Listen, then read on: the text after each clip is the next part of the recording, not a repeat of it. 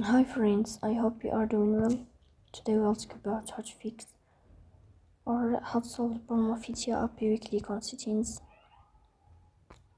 Here we click on apps, default apps, app settings. On above here we search about Fitia app and we click in this page of app. On file we click on first stop and you click OK. Here you will enter to the window of storage. In this page you will click on clear cache. Here will turn off your Wi-Fi and will turn on your Wi-Fi can't fix that problem.